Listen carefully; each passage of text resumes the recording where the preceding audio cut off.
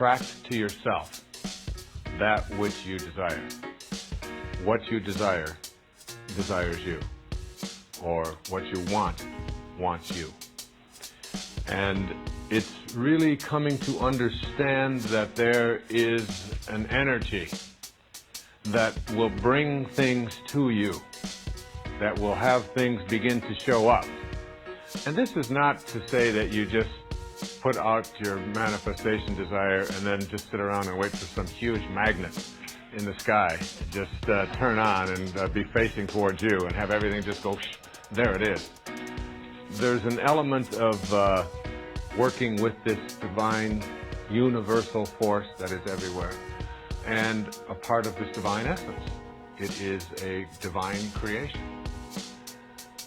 As you become more tuned into this divine consciousness, you begin to see that that there's really a spiritual solution to every problem in your life. That the things that don't seem to be working, the problems that you may have, whatever they are, in relationships, in finances, in healing, and so on, that there is, yes, there is a solution in the physical plane that requires you to get up and do certain kinds of things and act in certain ways.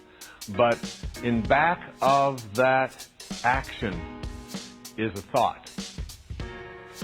And the same force, or the same power that moves waves to particles, which is the act of creation, also moves your pictures or your thoughts into the world of form. The same intelligence, the same energy that moves a star across the sky, moves a thought across your mind.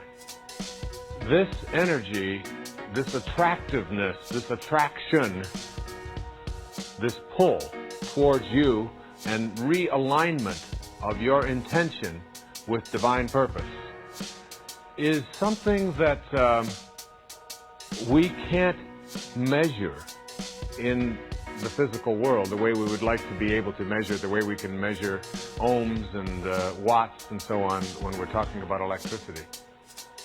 Nevertheless, it is exactly the very same power, and the power that allows for anything to go from wave to particle also is behind your ability to think, and therefore your ability to picture, and your ability to decide what it is that you do desire. There is something inside of you that allows you to desire something. It isn't the desire I'm talking about. I'm talking about that which gives birth to it, that which allows it to be.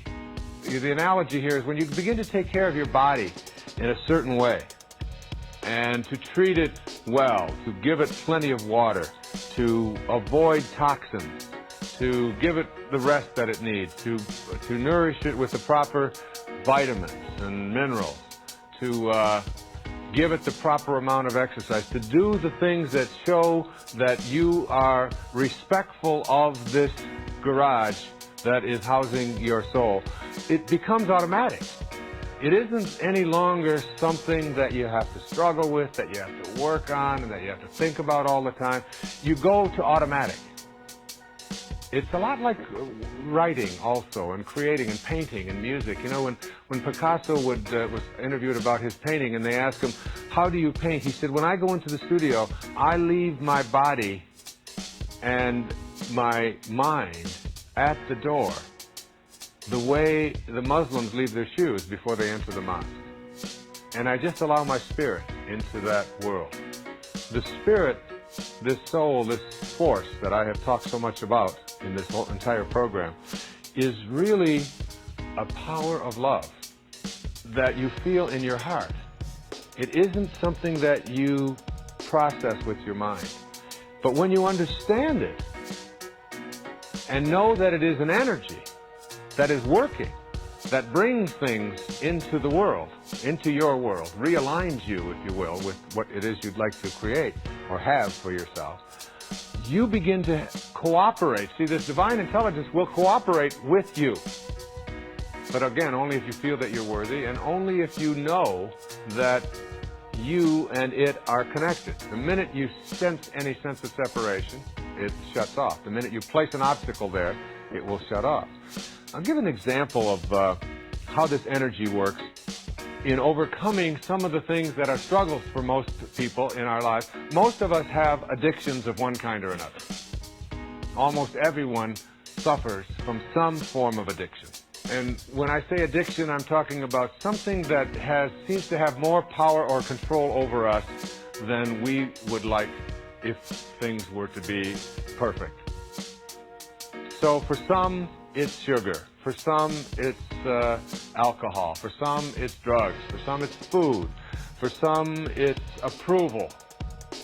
Needing to be a part of the tribe. What will they think? Remember the mantra of the tribe. In terms of understanding this as a power and as an energy, I would like you to think of back to the room that I talked about earlier. And your back is against the wall, and everything to the right, even though we know that it's all one, Spirit, God is in everything, okay? But for purposes of seeing it here, listening to it here, we go back to the room, and everything on the right represents the physical world. Now let's look at an addiction, something that owns us. There are three aspects to an addiction. It's going to be an addiction to money. It's going to be an addiction to power, also anything at all. For many in our culture, it is to drugs and to alcohol. A problem that we are going to have to resolve, not with legislation, but with a new spiritual awareness. The only thing that ever has seemed to work for getting people off of addictions is AA, Alcoholics Anonymous, which has as its base spirituality, God, finding the solution to that which controls you in something other than that which is external to you, finding it within yourself. And I speak from experience. Today I am a camel. A camel is an animal that starts its day out on its knees, and it ends its day on its knees. And it can go 24 hours without a drink. And there was a time when I didn't and I couldn't, and I played around with substances. And I played around with alcohol, and I drank it every day, not enormous amounts, never in serious trouble like DUIs and things like that, but just so that it was just a part of my daily life.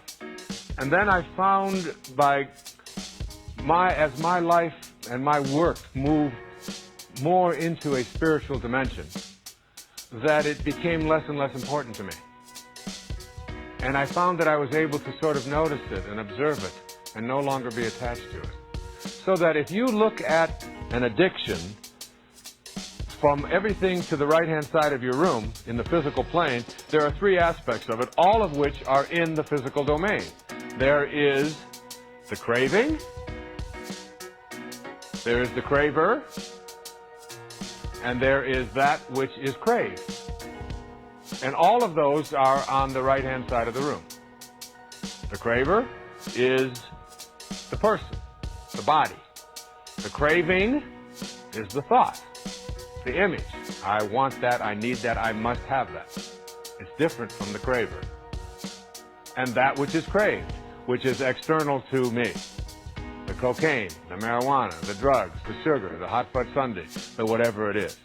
And it's all in the physical domain. And as long as you stay here in the physical domain and try to deal with it and get rid of it in your life, you are still trapped because you haven't gone to your source.